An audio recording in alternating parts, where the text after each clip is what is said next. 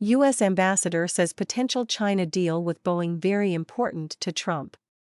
After years of stalled trade since the COVID-19 pandemic, U.S. officials on a rare visit to Beijing said a deal being negotiated could see China commit to purchasing more Boeing jets. Speaking at a press conference on Tuesday, U.S. Ambassador to China David Perdue said he believed the negotiations had entered their last days or weeks, adding that the deal is very important to President Donald Trump and Boeing. "I think it's very important to China," he added. "I think that we're in the last days of that, weeks of that negotiation, and we're hopeful that will turn out to be the case."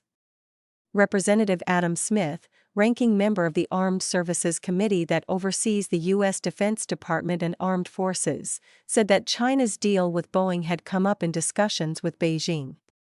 China had, during the first Trump administration in 2017, agreed to purchase 300 Boeing jets for $37 billion under a U.S.-China trade deal signed during a Trump visit. But it was also only partially fulfilled amid growing trade tensions with Trump's first round of China tariffs in March 2018, which were followed by the grounding of Boeing 737 MAX in response to two fatal crashes in October 2018 and March 2019, and a further souring of relations due to the pandemic that disrupted jet deliveries to Chinese airlines thereafter.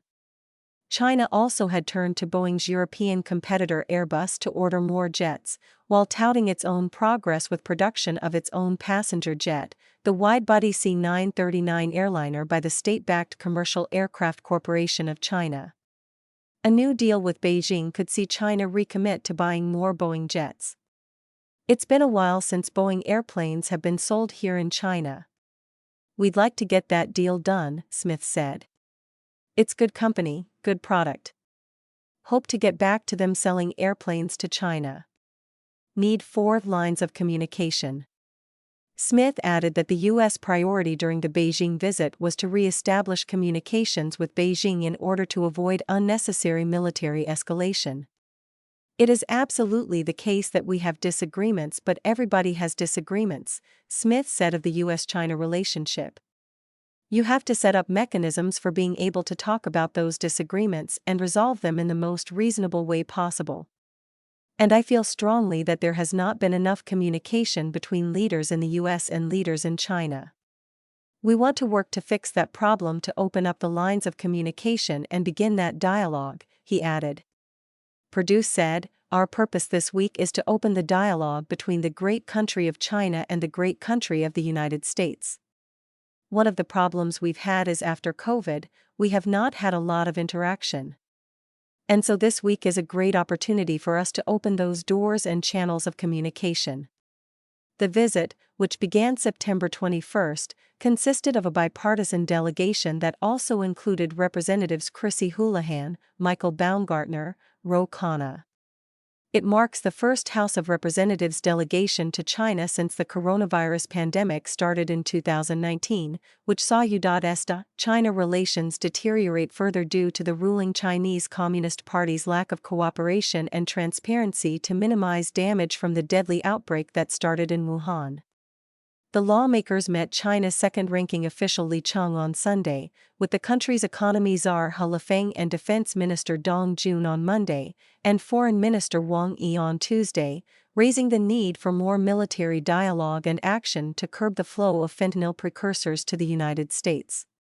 Boeing is one of the largest U.S. exporters and has historically sent around a quarter of its planes to China. Perdue said he visited Boeing's plant in Tianjin last week, a city 95 miles southeast of the Chinese capital. Trade talks continue.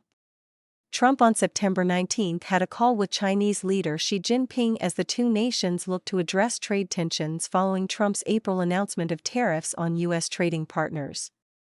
Since then, the U.S. tariff on China has reduced from 145% to an average of 51.1%.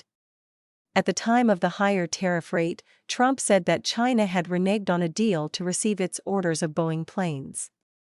Boeing should default China for not taking the beautifully finished planes that China committed to purchase, the president said in a post on Truth Social in April.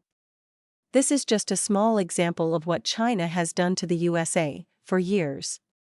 And, by the way, fentanyl continues to pour into our country from China, through Mexico and Canada, killing hundreds of thousands of our people, and it better stop, now.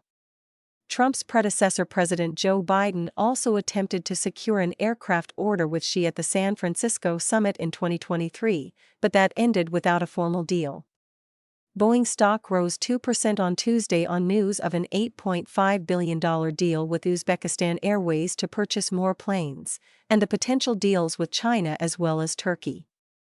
Shares have fallen nearly 8% this month after a 5-month rally since April. They remain up 25.8% since the start of the year.